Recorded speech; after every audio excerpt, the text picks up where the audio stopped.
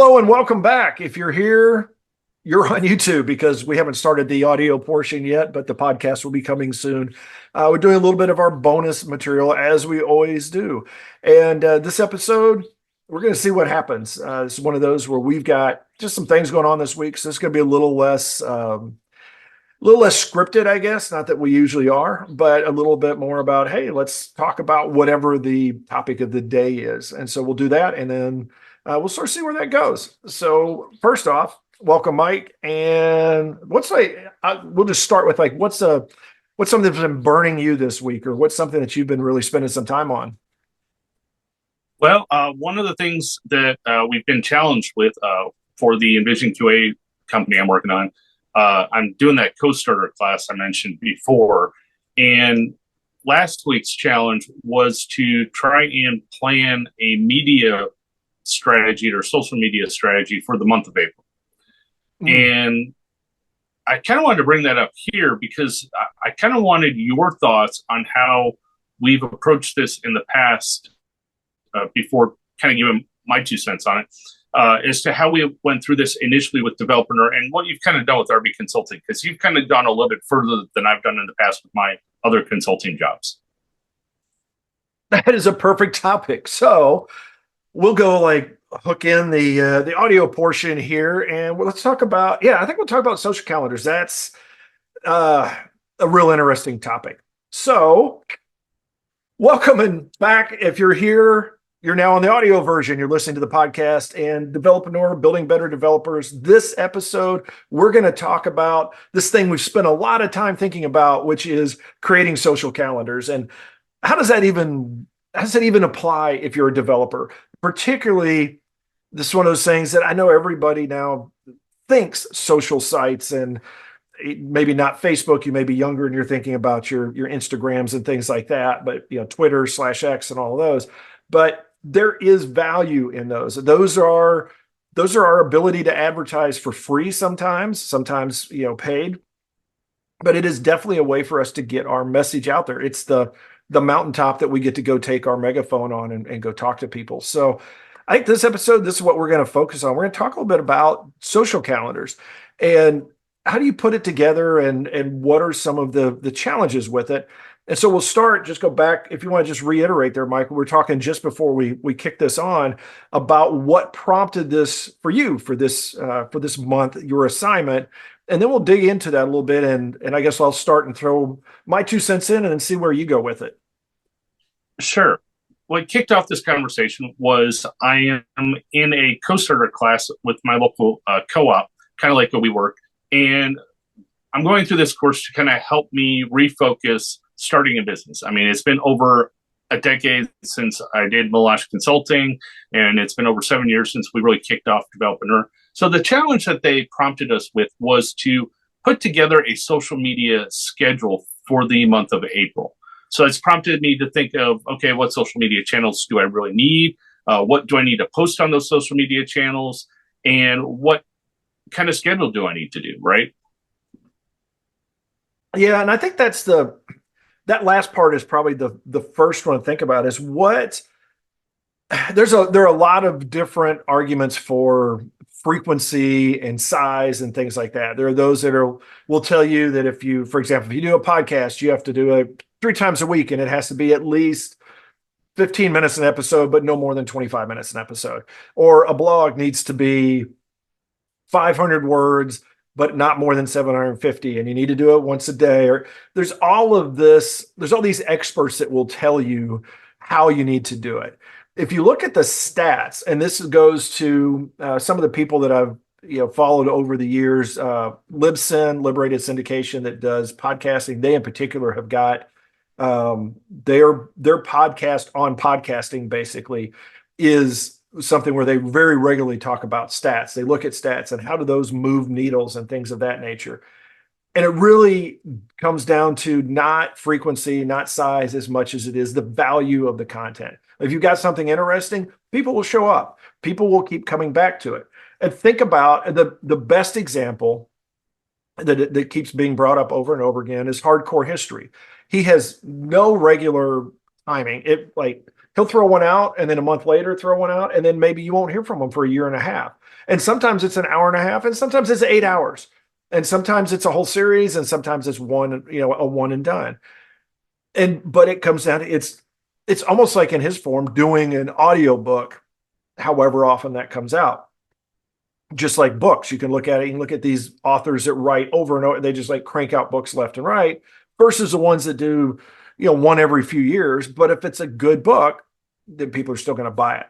So I think the first thing, well, you want to, if you're going to put together your calendar, you want to think about that frequency and length. But I think more importantly is you step back and go, it goes back to the why again. It's like, what is, in this case, if I'm going to do it for the month of April, what is the message, or what are the messages that I want to get out during that period of time? Thoughts on that? Yeah. So with Envision QA, I've actually, and we've kind of had a sidebar on this a little bit through chat, where I was trying to figure out, okay, do I want to do a 7-day schedule? Do I want to do a 5-day schedule? What will kind of work within my time frame? But also, what would challenge my viewers or my listeners to come to the channel, come watch me, come pay attention to my content? What is relevant to my customer? And I've come up with a couple ideas. The biggest one being, start the week off with a challenge. Do some type of use case or business challenge, challenging the business to something with QA. For instance, how is your continuous integration going with your projects? Is it going smoothly? Are you having problems? What kind of QA do you have around that to make sure that it even worked? That your pipeline's working. Do you have alerts, things like that? And then kind of follow that up with day 2, like, okay, here's some tips on how to wrap QA around your content integration. And maybe like Wednesday, do like a business use case of how this company or company X tried to implement continuous integration, it failed, or how they successfully applied QA to their continuous integration. And then kind of Thursday, maybe push out like a survey. What are some of the common problems you have, and give them a couple choices to pick and maybe an other to fill in. And then wrap up the week with, on Friday being, kind of do a video cast or a full cast and say, hey, okay, let's walk through the use case. Let's do a full deep dive, maybe about 30 minutes long, and then kind of fill in with what Envision QA can bring to the table to help their company if they don't have the QA, if they're struggling with this problem. Well, that's an interesting, the way you lay it out. There's a couple of neat things about that. One is that you have sort of and we did this way back when we started. I think when we did IT for Recruiters, even before Developreneur, is that we had so you have like a theme on Monday, a theme on Tuesday, Wednesday, Thursday. So each day of the week, whether you do it 5 days a week or 3 days a week, that you have sort of a theme. So, and there's more than a few places I've come across that'll have like, Tips Tuesday and Wild Things Wednesday or whatever it is. They have some sort of a theme, and it's a little bit of a little bit of a cliche, a little gimmicky, but it also works. And it also gives you, I like the thing I like about it is it gives you something to sort of like a starter for your topic for each of those days. And that's something that considers you don't have to do the same format, the same style, the same thing over and over and over again. You can mix it up a little bit and keep it interesting for your viewers, for your audience. The other thing that's really interesting is the way you've laid it out is those are easily multiple media types. You could do that audio, you could do that, you could have some blog stuff in there, you could have some video stuff like you mentioned at the end. So it gives you things that, which is something I think everybody needs to think about a little bit now, is like, what is the medium you're going to use? And if you're going to use a couple that are not the same, for example, let's say you use YouTube, but you're also going to have a blog.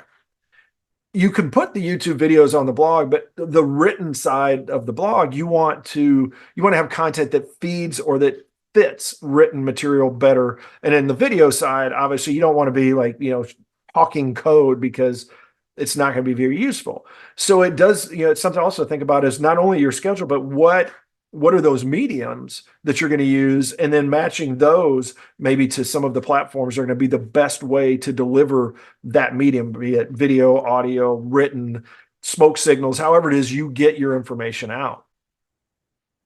Exactly. And I've started initially, so I'm kind of following the model we did with Develop Nurse. So I've got a YouTube channel set up. I've got LinkedIn. I've got X. I've got Facebook. I am playing around with the idea of doing Instagram. Not sure if I want to touch TikTok since that's become a hot political topic at the moment. But kind of stick to those channels and then figure out, okay, do I want to just do like daily text to X just kind of to drive it? Like, here's links to this. Or do I want specific messages tailored just to X, but have something different go out on Facebook? That's kind of been one of the challenges, even with the podcasts that we're doing here, is what message can I fit with the channel that we're delivering to? So it's like X, unless you pay for the premium version, you're limited to like 156 characters or something along that lines. I don't know the exact character off my top of my head, but whereas with LinkedIn, we've got like 500 plus. You could almost put a whole blog in there. So those are kind of the things that I'm trying to figure out this week, and hopefully I'll have something more definitively defined going into next week. Interesting thing for those I've bumped into for Twitter/X, and then also LinkedIn is, and even sometimes Facebook is not over talking about yourself. Is it mixing in articles that are not just selling your service, your product, talking about yourself, but instead are items of interest for your community, for your audience? And that's something I found was really nice. I actually ended up, originally we had back when we first started developing, I think we had a buffer account, and that was really nice because you could connect up to RSS feeds, you could pull information in, and you could easily set it up so that you could go sort of browse RSS feeds, look at some news that's out there, find something that's interesting, turn around, copy, basically just generate a post, throw some post text around that, and be like, hey, I saw this. It's great topic starters, conversation starters, and ways to just sort of help as we're doing research, help your crowd out, your audience out, and say, hey, this is something I've run into a bunch. Maybe you've run into it. Here's an article that tells you how to solve this problem. The nice thing though is, Buffer used to do that, and then they drop that off of it. But there are ways you can do that, whether you use Buffer or uh, the other ones that I forget what, Hootsuite and some of those. Or that's why I ended up just building my own little tool at one point that all it does is it just, and I think we've definitely used it for Developreneur. We've used it for RB Consulting, where it just feeds in. You just assign in RSS feeds, pick articles. We can also, you can treat your YouTube as a RSS feed. You can get an RSS feed out of your blog. So you just essentially stream everything in through RSS, select the articles you want, and then, pick and post where you want to while you're in one tool instead of having to log into different places. So a good tool is going to be, I think, very helpful. And if you use one of these, like, where you can schedule stuff. So you have, 3 slots a day, 7 days a week, you just start filling that in with some of that material, whether it's stuff that you've generated or stuff you've found in your research. So that gives you a little bit more of that sort of it's a timeliness, and it's also just being there on a regular basis, because a lot of that stuff, it shows up and it's gone. If you can have that thing go out at 8 a.m. on a feed and nobody's going to see it past 8:05, particularly like Twitter and some of that, where there's just so much noise. You have to figure out how to do it regularly enough. And eventually, the key there is to get them to follow. So then they'll start seeing your stuff and not just everybody's. And that's an interesting point.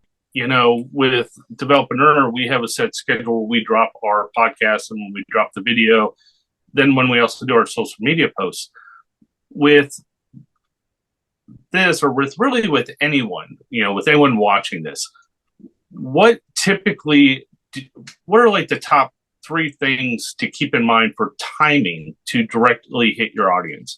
I know we've done things like multiple posts during a day, things like that. What are your thoughts on that? Timing is I love MailChimp from a timing point of view. If you're going out like newsletters and emails and blasts and stuff like that, it has its own scheduling algorithm based on your mailing list. And so if you're going to do something that's, this is a little side note from the social side. If it's not a social, but if it's more like a newsletter or something, take a look at MailChimp, and it's the paid version. Yeah, it's the paid version, but you can, depending on the size of your mailing list, and even I guess regardless of the size of your mailing list, it's money well spent because it figures out when is the best time to send that. With your audience, this is where your avatar becomes, I think, a very big piece of it. One of them, if you go back in the day, John Lee Dumas, when he did Entrepreneurs on Fire, one of the things is when he was talking about his entrepreneur, it was, he had it was a guy, I don't remember the age, but a certain age, and this is what he did, and this is when he went to work, and this is what his commute time was, and that was how he figured out what he wanted his podcast length to be, because he figured people had about a 25-minute commute, and he made sure that he would release it.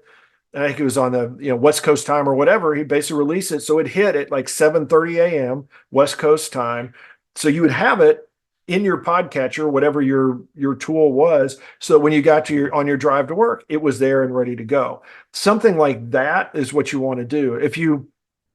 I think what you want to do is, particularly podcasts are easier because that's just going to show up on their tool, so you can easily do those at midnight, 1 a.m., 2 a.m., something like that. YouTube is sort of the same because they're probably going to catch it as following. They're going to be subscribed to it. So then, they're probably going to see it whenever they next go to your channel.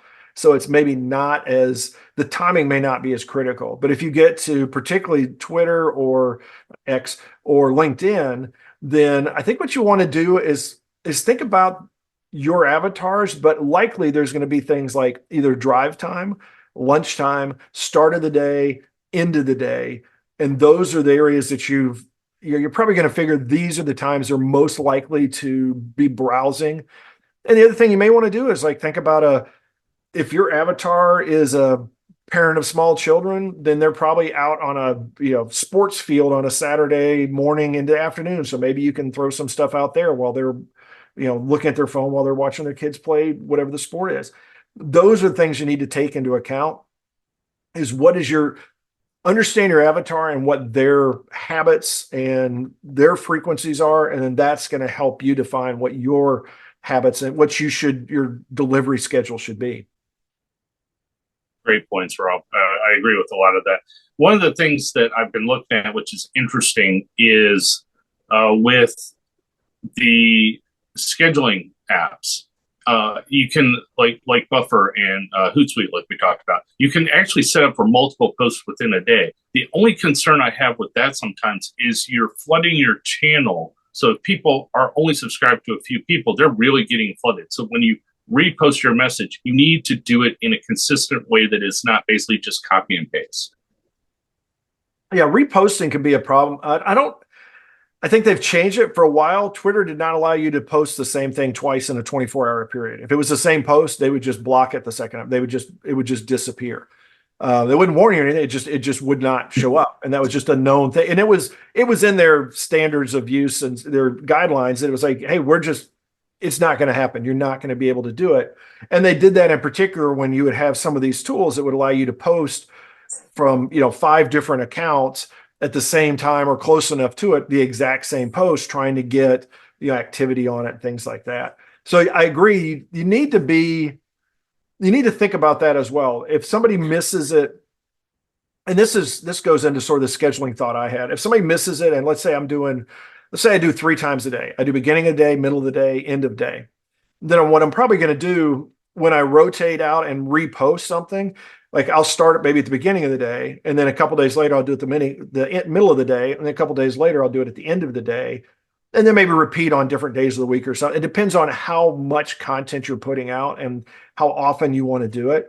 But if you're doing even, these days, if you're even doing a half dozen posts a day, that's really not going to be that much. So you could easily, and maybe that's a good rule of thumb. If you're going to go 5 days a week, and maybe what you do is you have 5 slots, and the Monday one goes to slot 1 on Monday, slot 2 on Tuesday, slot 3 on Wednesday, and you just sort of roll things out that way. Then you're more likely to catch people, and then see how that's going to, and see how it works. Is you can look at your, follow your stats and figure out where are the biggest engagements coming from. So with that, let's tackle one additional topic on this, because you touched on one thing there that I think really kind of touches on this. as you're doing your social media uh, schedules, as you're putting this content out there, make sure you follow up with the analytics and look and see how your posts are doing, what tags are doing well. Initially, when we first did this, we were clueless on what we should be putting out there. So we were throwing tags left and right. Some were good, some were bad, some were ignored completely.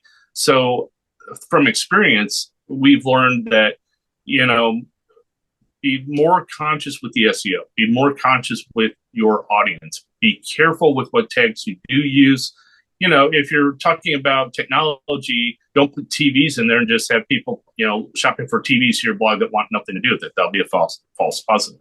So you want to be careful with your targeting of this content. Yeah, I think that's probably a good bookend is you start out as you make sure your content is make sure you're producing content that is useful and entertaining to your audience. Maybe more useful and entertaining, but it depends on what you want out of your audience or how you expect them to come back, or how you want to appeal to them. So make sure you've got good copy and good content. But on the other side is I think it is worth it to delay initially launching your content to really think about your analytic strategy, for lack of a better term. And this is where it comes back to sort of your why is like, what's the message I want to get across? And how do I want to get that across? And then that is actually going to inform what your tags need to be. What are the things that people should be searching for that I want to be found when they're searching for that? And so I want to make sure that I'm using those keywords, that I'm putting those tags into, I'm tagging my articles properly, I'm doing the links, all of that piece. And look at what's out there. Spend some time with Google Analytics. If you haven't in a while, if it was like a couple of years, if it was before the version 4 came out, go take a look at that because they have changed stuff around. I would also recommend that everybody, and I think now they still give some amount of money. They like the first, when you first open a Google Ads account, they'll give you like $100 free of ads for if you spend $100, something like that. It's well spent to go spend a little time in the ads and SEO world, Google, Bing, Google's the monster that everybody uses, but spend a little time in that and understand what it is that is essentially grading your content. And if you're on YouTube, go look at the YouTube stuff. Go, spend a little time listening to podcasts or watching blogs, videos, reading blogs about SEO and content and how to do that, because I think that's going to allow you to jump into it with a lot better plan, with something that's more organized, that something's going to hit faster, as opposed to just throwing a bunch of content out there and then trying to go back and massage it, which is honestly sort of where we got here. Is we just finally had a point. We've thrown so much stuff out there. We said we need to essentially reboot the site and everything else, because we've been, you've been spraying the fire hose too long. Now you want to get back down it, because fire hose and internet doesn't really matter. It's like fire hose on the ocean. But if you can get something that's much more focused, then you're going to be able to go find your audience. And so, speaking of audiences, I want to thank you if you've been listening to this for the last 25 minutes or so. As always, if you have any questions, shoot us an email at info@developreneur.com. Check us out, developreneur.com. You can also go see the video side of this. If our faces don't scare you, you can go check us out on YouTube at the Developreneur channel. We've got this plus a lot of other content out there, a lot of tutorials. We've got some of our old masterminds and mentor presentations. So there's quite a bit of information out there, depending on what your topic du jour is. We've got a lot of database SQL stuff. We've got a lot of Java. We've got a lot of Python. We've got some PHP back there. We got a little everything. So for now, we'll wrap this one up so you can go back to, safely driving your car. Go out there and have yourself a great day, a great week, and we will talk to you next time. The rest of you are still here, so we're just going to sort of wrap this one up. I did want to give you sort of like your parting thoughts. The bonus material this time is Michael giving his 2 cents on everything. So you guys are watching this, you get this extra bonus. So one of the things for those still with us, we are doing this call through Zoom. And one of the things you deal with when you're setting up podcasts or video casts or things like that, especially when you're not in the same room, you have to deal with internet connections, feedback, background noise, things like that. Well, we do our best to fix the audio at the end of the day, and the tools do help. Sometimes there is some stuttering and some feedback that we get with our presentations. So apologies if you do hear any skipping in our presentations. I try to cut a lot of that out. But this is also something to consider as you're going through and doing things like this when you post your content on social media. Make sure you just double check it or at least scan for a lot of blanks within your posts. There's a lot of tools out there that can help you do that. Oh, definitely. I think using AI is now, a hot topic, but I think using Grammarly and things like that to help clean up your posts, clean up your topics. And even if you write something beforehand, if you're somebody that does better, if you're doing a podcast or a video presentation and you write that out forward, or if you're doing a presentation, spell check your slide deck. I was doing one today. I was recording something and I got about 8 slides in and I had to just pause myself. Luckily I was recording, it wasn't live, and I was like, oh, I had a typo. And it was on a title of all things. It was like one of the most obvious things on the slide. And so I'd like, save that, go back, re-record it. So don't be afraid to do that. Don't be afraid to go back over and re-record. That being said, we will wrap this one up from a video point of view. As always, there's all kinds of little links around here. You can check out other content, subscribe to the channel, and you'll be able to catch the next episode, which for us is going to be like right around the corner. For you, close enough to right around the corner, depending on what day of the week these things go out. And as always, like everybody else, shoot us an email, leave comments, whatever you need to do to get a hold of us. We are more than happy to take that feedback and cover topics that are useful to you guys, because you're the reason we're doing this. So go out there and have yourself a great day, a great week. We will talk to you next time.